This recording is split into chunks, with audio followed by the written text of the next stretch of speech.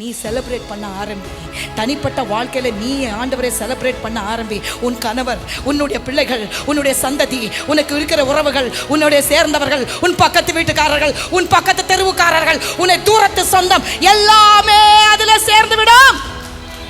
எல்லாமே சேர்ந்து விடும். நீ செலிப்ரேட் பண்ணாம அவர்களை செலிப்ரேட் பண்ணணும் என்று எதிர்பார்க்காதே.